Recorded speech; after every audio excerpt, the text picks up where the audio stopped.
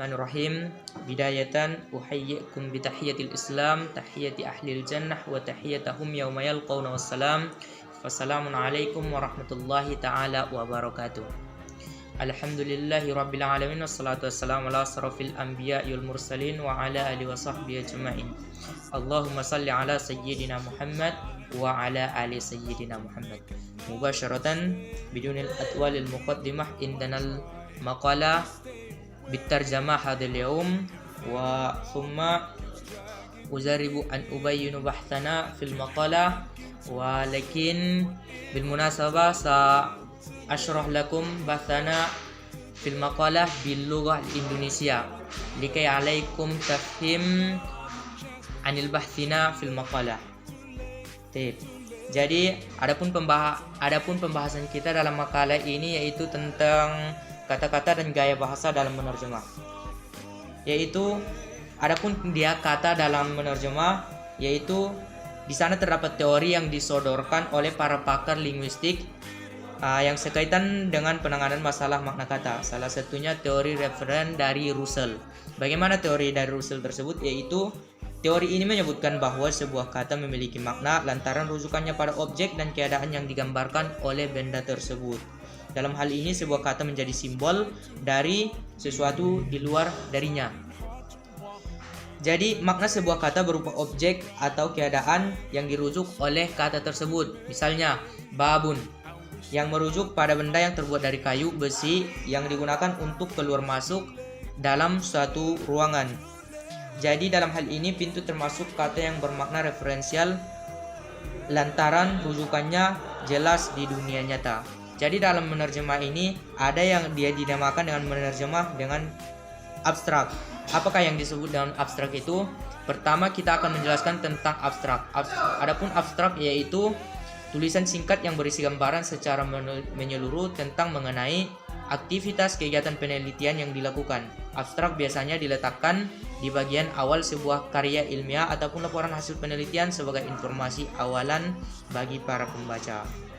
Jadi abstrak dalam menerjemah juga yaitu setiap bahasa mempunyai sistem tersendiri dan sistem dalam setiap bahasa merupakan polistematik karena setiap bahasa mempunyai struktur sintaksis, sintakmatik, leksikal, dan modern yang berbeda dari sistem bahasa lainnya. Perbedaan dalam hal ini terjadi pada bahasa-bahasa yang tidak serumpun, melainkan juga bahasa itulah yang menyebabkan timbulnya kesulitan-kesulitan dalam menerjemah, seperti menerjemahkan budaya pada suatu bahasa ke dalam bahasa target. Seperti contohnya bahasa Arab itu yang susunan bahasanya saja sudah berbeda dengan bahasa target jika kita menerjemahkannya ke dalam bahasa Indonesia, karena susunan bahasanya itu berbeda dengan bahasa Indonesia. Jadi itu. Adapun dia dalam menerjemah secara abstrak itu, dalam menerjemah secara abstrak ada dia bagian-bagiannya, yaitu seperti contohnya abstrak umum. Rintangan pertama adalah rintangan perbedaan budaya ataupun peradaban. Ya. Dalam menerjemah secara abstrak ini ada dia yang dinamakan dengan sarana leksikal, ada dia yaitu yang mencakup pada aneka makna, yaitu perbedaan antara sistem bahasa sumber dan sistem bahasa sasaran juga ditujukan oleh perbedaan struktur baik pada takaran kata, frasa, klausa, dan kalimat. Satuan komposisi leksikal, bahasa kata biasanya mengandung aneka makna. Dan juga diferensiasi yang dimaksud dengan diferensiasi adalah bahwa satu kata dari suatu bahasa tertentu yang mengandung pengertian yang lebih luas atau non-diferensial. Dan juga dalam menerjemah secara abstrak ya ada juga yang disebut dengan medan semantis. Adapun medan semantik ini merupakan bidang yang paling rumit karena masalah makna sangat luas. Masalah makna dalam bidang semantik ini sangat luas, makanya dia termasuk dalam bidang penerjemah yang paling rumit. Dan juga ada juga dia sarana gramatikal seperti bentuk-bentuk tunggal dan jamak. Seperti yang kita ketahui dalam bahasa Arab ada dia kaidah pada nahu dan sorob yang dimana apabila dia berbeda barisnya ataupun susunannya maka berbeda pula maknanya. Jadi mungkin itu saja sekilas penjelasan singkat tentang kata dan gaya menerjemah. Adapun dia gaya menerjemah dalam bahasa Arab dia ada yang umum dan ada yang struktur. Jadi mungkin itu aja yang bisa saya jelaskan. Kurang dan janggalnya saya mohon maaf. Akhirul kalam fastabiqul khairat wa thumma fala ansa an atluba afwan minkum fanastaghfikum. Assalamualaikum warahmatullahi wabarakatuh. Assalamualaikum warahmatullahi wabarakatuh.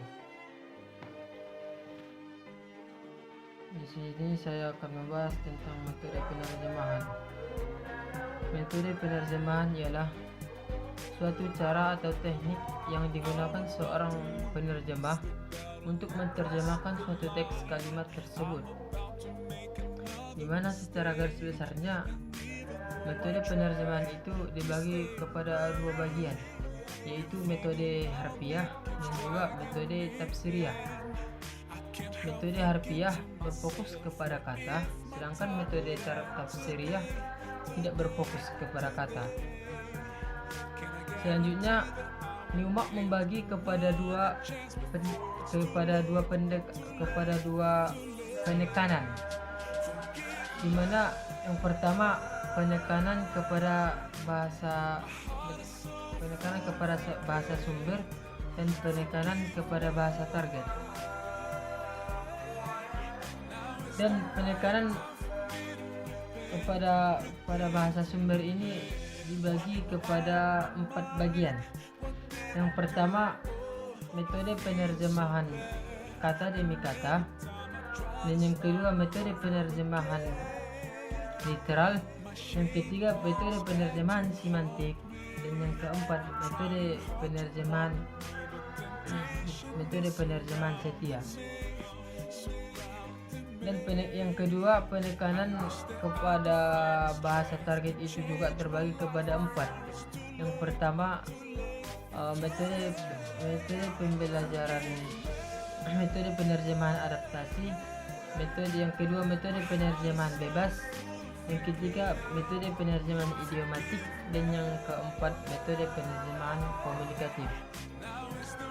Dalam penerjemahan ini ada juga jenis-jenis penerjemahan, di mana penerjemahan itu yang pertama itu prosedur literal, dan yang kedua itu prosedur transkripsi, yang ketiga dia prosedur ekuivalensi budaya, dan yang ketiga ini, yang nomor 3 ini, prosedur ekuivalensi budaya ini juga dibagi menjadi 3, yang dimana teknik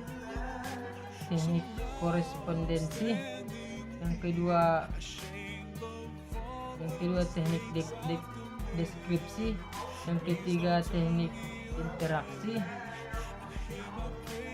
Itulah pembagian dari nomor 3 tentang proses ekuivalensi budaya. Dan yang selanjutnya, yang jenisnya itu yang nomor 4 prosedur modulasi, dan yang kelima prosedur transposisi, dan yang nomor 5 ini prosedur transposisi ini juga dibagi, yaitu teknik transfer, teknik transmutasi, teknik reduksi, dan teknik ekspansi. Sekian presentasi dari saya. Apabila ada kesalahan saya minta maaf. Wabillahi taufiq wal hidayah. Assalamualaikum warahmatullahi wabarakatuh.